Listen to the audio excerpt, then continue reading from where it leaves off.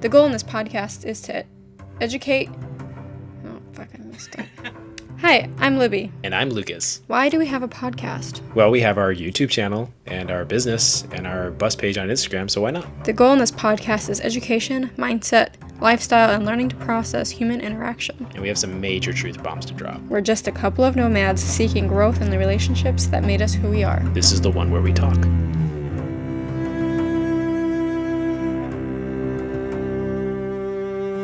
What do you think makes a good friend? A good friend? I think the biggest number one thing was trust. That's what can break a friendship, so I feel like to make a friendship is trust. And trust doesn't come overnight, I don't think. It doesn't. And I remember with you, when we started becoming friends, it was so recent after Deborah, and I was like, I kind of had PTSD I remember opening up to you about that, being like, why am I going to put all this work in and open up with someone if there's a possibility that she's going to walk out of my life with no warning? Don't cry. And so I just remember being like, I was very real with you with that. Like, I just didn't want, like, my fears of you leaving or, like, something just sending you over the edge where you're like, I'm not your friend anymore, Lizzy. And I was like, I'm so scared to open up with you and be, like, super close with you because I don't want to go through that again. But you were so understanding, and you were like, I'm not going to, and you're like, even if we get to that point, like, it's very unrealistic in a friendship to be like, we'll never fight, we're going to see everything eye to eye. So you're like, even if we get to that point, we have to promise each other to be open and honest about every problem before we harbor, like, bitterness or before we have resentment towards each other, because as soon as bitterness creeps into a friendship, I think that's when problems happen. So when you break the trust and then you form bitterness and stuff like that. So I think the number one, what makes a good friend is trust, and second, I think selflessness, you know, because in the beginning, friendships, just like relationships, it's easy to love someone, and it's easy to choose to love them and do fun things together. But then the more you're real with someone, the more you see how sinful we are. We're sinners saved by grace, and we're fallen people, and we have to remember, like, we're gonna sin, we're gonna hurt each other by accident, and we've had fights before. You know, there's definitely situations in our friendship where we could have parted ways if we would have let our selfish selves take the best of us, or, like, letting, like, not communicating about how we felt about something. I remember, and the biggest thing was communication for us. That was the only time we really ever, it was a misinterpretation of what we meant. I'm not sure if you wanted to air our fight, but I was like, I learned a lot from that fight that we had with... Oh, I don't care. You can talk about our fights. Okay. So I remember this one. It was kind of like our first... Like, I could tell you were just upset with me, and I'm someone... Growing up, I hated people who hated me, or confrontation. I was definitely a people pleaser, and I'm getting better with that now, but we were having a girls' day, and something I appreciate about you, too, is that you're very frugal, you're very mindful of the money you spend, you're very, you know, we see it as it's the Lord's money, and we try to be good stewards of that money. And it was nice that I had a friend that also budgeted and who was just very responsible. So we had our girls' day, and there was a miscommunication where I love getting coffee in Starbucks, and I was like, hey, let's just go to Starbucks and get something. And she's like, okay, let's go. So then I remember I didn't communicate, like, I want to treat you, or I don't want to. Usually I always communicate that with you, where I'm like, hey, if we get bubble tea, I'll treat you. And you do the same thing. You're like, hey, if we get lunch, I want to treat you. But I didn't communicate that this time because I thought it was a common understanding of, we're going to get coffee, and we're going to each get our own order. And so I remember the way I handled it looking back, we eventually did get the coffee. We had our days out, and then Well, you had to buy both coffees because Yeah. I was out getting a tattoo. I think that's what it was, right? Mm-hmm. I dropped you off at your tattoo. I went to go park the car, get us coffee. Mm-hmm. And I didn't tell her in that moment either, which is another. Like, when I went to go give you your coffee at the tattoo parlor, I wasn't like, hey, it's this is $3, what you owe. Yeah, I was like, here you go. So it came off more like it was a gift, I think. So then, I then thought about it once we left, like, the girls' day was over. I was like, oh, did I communicate that with her? Like, I hope she knows that I wasn't, like, this time I wasn't intending to pay for her. Right. And I was like, she probably thought that. I didn't say I'm going to treat you, Libby, so I won't mention it. Right. And then I let, like, a whole day go by, and I started the next day I updated my budget, put all the numbers in, updated all my receipts, and I just kind of blindsided you, and I was like, Libby, you owe me blah, blah, blah, this, and this much cents. And she just was like, what? you can just tell me what you were going through, what you were thinking when I sent that to you. Well, it was just like, I was confused because I was like, how did I miss the communication of me paying for my own coffee? I mean, I was fine with it, but at the same time, I was confused about where that communication fell through. Yeah. And I was like, did I miss something? And then it's hard, too, because, like, I have to communicate that to Luke, too, and we budget, like, very strictly. Yeah. Not that you guys don't. You guys also budget very strictly. Well, for reasons, but...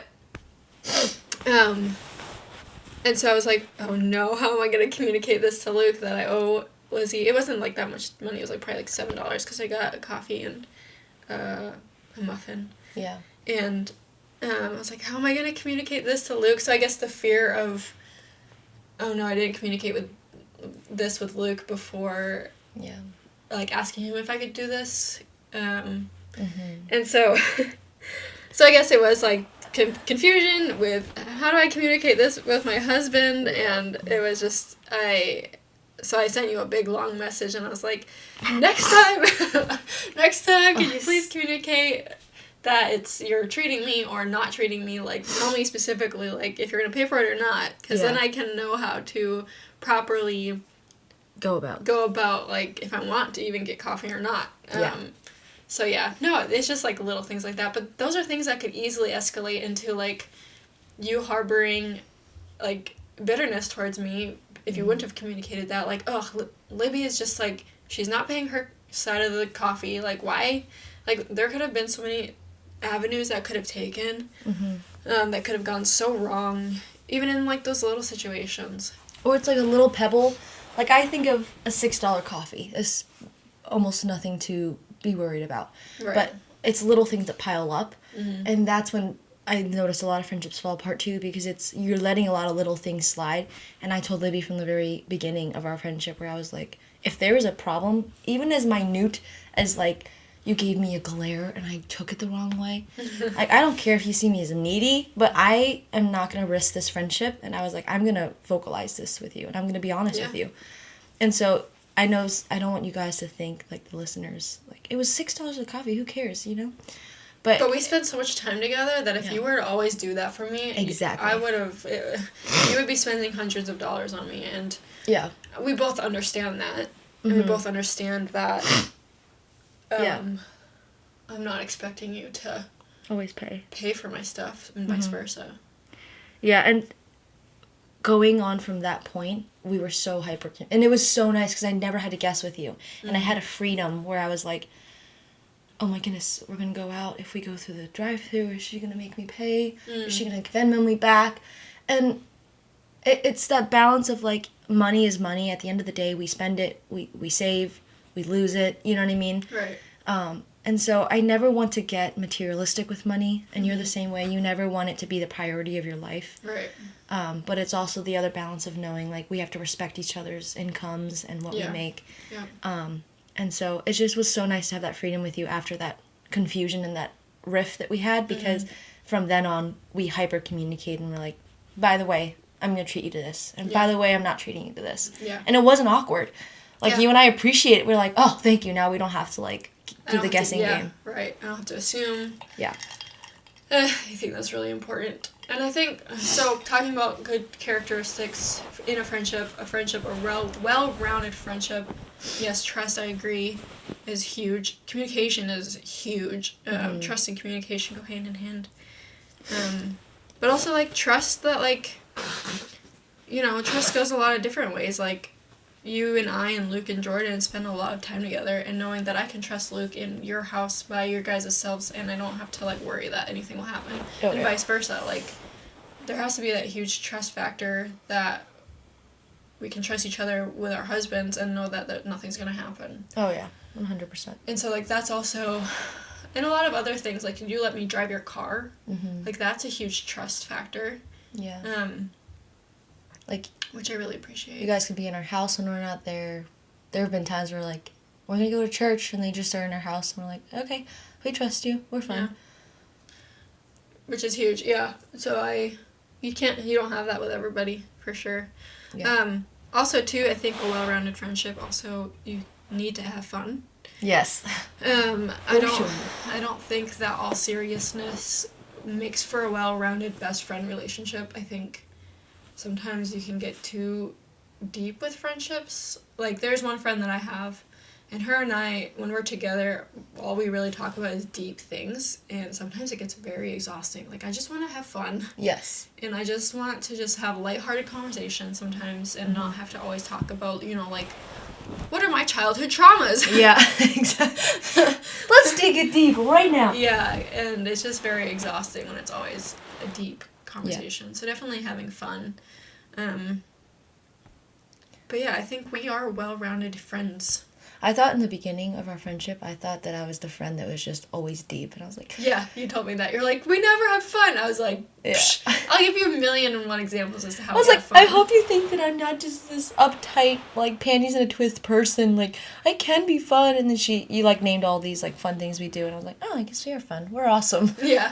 High five to us. We definitely know how to have fun and goof off and, like, do things that are out of the ordinary. Like frolicking into a field. After we just peed in the field. Yeah. Pooping in the woods together. Documenting it. Yeah. So many things. Yeah. So many memories. Yeah. So yeah. We are gonna be wrapping up here soon, but I just want to explain this game that Lizzy has that we've done so many times. It's really fun to do with, like, someone that you're close with or wanting to get closer with, so whether it's, like, your husband or just, like, friends, or you could do it in a group setting or just one-on-one. It's called Truth or Drink, and Lizzy and I don't drink. We just answer all the questions because we're honest with each other to that point where no question embarrasses me and vice versa. And so we picked out 3 questions that we wanted to ask each other. I remember, though, the one time we played this game, we did have, like, a shot of lemon juice, just in case, like, the one person couldn't answer it. We went, like, an entire hour with the lemon juice, and we did not drink it, because we just were, like, we're answering every question. Right. So that just goes to show, like, we're brutally open with each other. So. Yeah, we talk about... I don't think there's a subject we don't talk about. Yeah, for sure. All right, you can go first. All the subjects in the world, there's a lot of them. There's nothing that's off limits. True. All right. So this question: if I didn't have my current job, what do you see me doing? Ooh. So she's a photographer. I mean, you guys all know that. Some people might not. Well, she's a photographer, and she's very good at what she does. Oh, thank you. She's very passionate, and she has she wants to do the best at it. She's not just going to give you a 50% half-done job. She's going to make sure that it's the best photo you've ever had, and every photo is going to be the best photo you've ever had. So if you want a photographer, I would see you as an interior designer. Okay. Yeah. She's actually redoing my salon bathroom, and I gave her, like, a certain amount she could spend, because I trust her, like, indefinitely with my bathroom and with anything she wants to do. And I gave her some, like, inspiration ideas, but, like... Just to match what you're going for in your salon. Yeah. Because I don't want to, like, have your salon be one vibe and the bathroom is literally connected to your salon be a completely different vibe and it not, like, mesh together. Yeah. So interior designer, you just have an eye for creativity, color, textures, how things go to the feng shui. Oh, yeah. Feng shui. So, yeah, interior designer. It's a good one. Oh, is it my turn? Yep. Okay. Well, you kind of did that.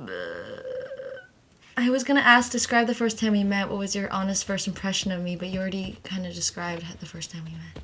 So you can just say what was your first impression of me. My first impression of you was that you were very bubbly, very giddy, friends with everybody. Yeah. Easy-go, lucky? Was that the phrase? Easygoing, whatever.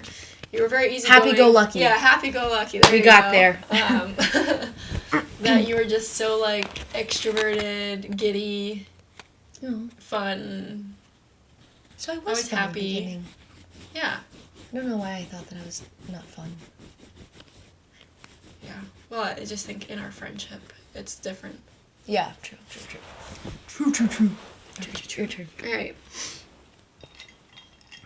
Describe a way... Well, I guess we kind of talked about this because I didn't realize you felt so passionately about me helping you through your situation with Deborah, but describe a way I've impacted your life but may not know about. It was with Deborah. Yeah. I remember at first, like, I felt like... I don't think I've told you this either. I felt like you were... With our friendship, I felt like you were trying... Like, you were getting closer with me, but I couldn't match that. Mm-hmm. In the very beginning, I couldn't match it. I felt like I couldn't keep up. I felt very, like, still attached to Deborah and healing from, like, that friendship that she just was gone. Yeah. And I remember being like, here's this friend who's, like, pursuing me, who's patient with me, who's going to be here for me, who's going to listen to all my ridiculous problems. They're not ridiculous. And I just couldn't, like, do that for you. And I remember, like, you feeling and saying things like, I love you, Lizzy. And I remember being like, she said the love word. Like, it's literally a relationship. And I was like, do I love her back? Do I say this? And I just remember feeling I just couldn't catch up. And then the more and more you just kind of stayed here. You didn't escalate anything. You just kind of stayed neutral. And you just kind of waited for me to catch up. And then once we caught up, we both skyrocketed. And we're like, we're best friends! And we're so cheesy together. Like, we're literally so cheesy. So, yes, like 12-year-olds. I introduced you. You came out to Green Bay. You flew out to visit. Yeah. We were at the farmer's market, and there was a girl that I saw that her and I don't even really know each other. We're, like, on a first-name basis. Mm-hmm. But I was excited to see another person, and I was like, hi!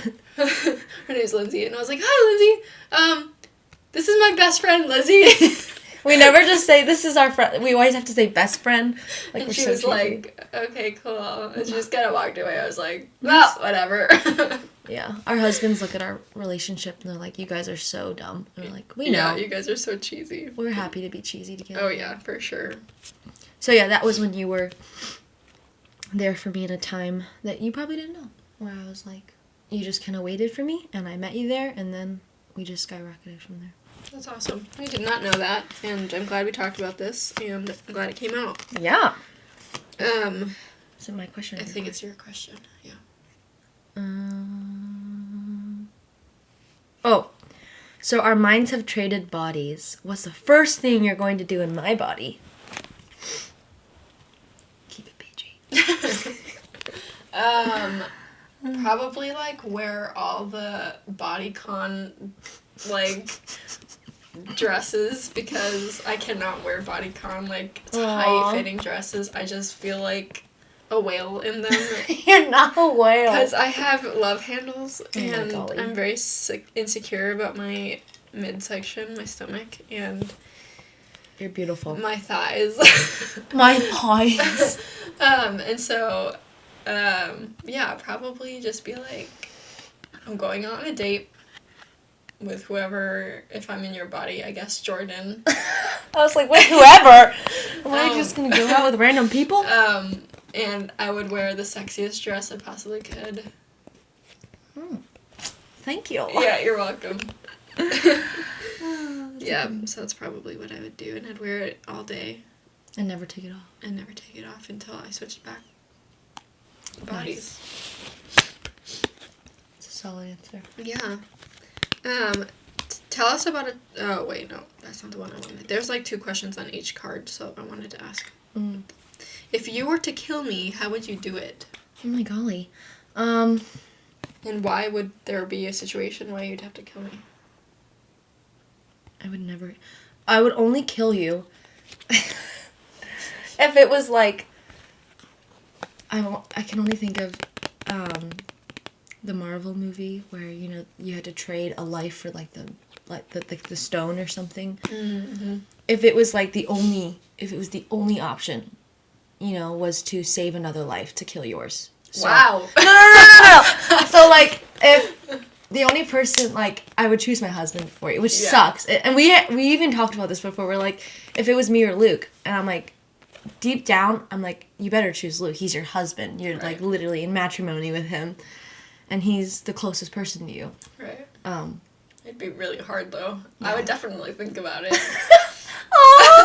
I would be sobbing. I would just be like, I'm sorry. It wouldn't be easy for me either. Right.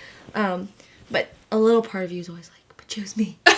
But you know, you're like, no, choose the husband. Yeah. So if it was like a situation where Jordan and you were on the line and like the killer was like, choose one, that would be the only reason I would kill you, would be like. Or if I turned into a zombie. Yeah. Or future. I don't believe in zombies though. I'd be like, see you in heaven. Peace.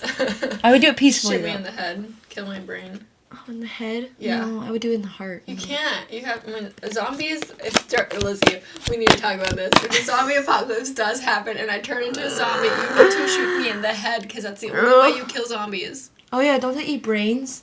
Well, in some... Brains. Brains. Do you believe in zombies? No. Oh, okay. I was gonna be like, have I not I mean, what is there to you? believe? There could be a situation where the government puts out a gas and people breathe it in and they could turn into zombies. Yeah. And zombies means different things, like not just always like... dead come to life. Yeah. It's more of like they just go crazy. Right. Okay, so if you were gassed by the government and became crazy, I would shoot you in the head for you, okay? Thank you. I appreciate that. You're welcome. Gotta be clear with that. Would you do the same for me, though? I would. Okay. I'd be very hard. But if you were looking disgusting, I'd want to put you out of your misery anyways, because I wouldn't want you to feel like, you know, self-conscious of the way you looked. Wow, that's so selfless. Okay. Is it your question? Your turn. Oh, my turn. Yep. Oh, do you think I have a more dominant or more submissive personality? Do you have any examples? I feel like you have a more... I don't know, I feel like you're a good mix of it. Like... Oh, thanks. I feel like you're not, like, dominant to the point of where you always want to get your way and you're just, like, always... Yeah. I feel like a dominant person is just very... like, too confident and always wants to get their way and is not teachable and is not... can't learn new things, but you also, like, compromise really well with Jordan, and I feel like you and I don't ever really need to compromise because we always want to do the same things. Yeah. So I'd say you compromise with Jordan. Sometimes you are submissive to him in a good, healthy way. Yeah. Not in a I need help way. Yeah. Not in a, like, you're in an abusive relationship and Jordan just tells you to submit because you're the wife. No, I feel like you're a good balance of both. Yeah. Well, thank you. I feel like I've been working on that because... It's hard to be teachable. No, I used to be the opposite. Everyone would say, you're a rug. Like, people walk all over you. Like, I could never stand up for myself. I'd always be like, just do whatever you want. I don't want to have any confrontation or tension. So I would always be a rug. And a lot of friends would always say, like, you're letting that friend walk all over you because you're too nice. So then I've been working. But I can also be bossy and rude, so I don't know. Yeah. There's a balance, I think. Yeah, there's a balance. No, I think you're a good balance of both. Oh, thanks. So, well... How long was that? 45 minutes. Yeah, I have to press the button to end it still. But, to recap, friendships are hard. It takes a lot of work. But the reward is worth it. Totally worth it. Be honest, communicate, open up. If you can trust them, open up. If someone hurts your feelings, talk to them about it. Don't assume. Assuming is the worst thing that you can do. Don't harbor bitterness. Don't harbor bitterness. And have fun. Frolic through fields and poop in the woods. Yes. And have fun. Have a wonderful day. Have a wonderful day.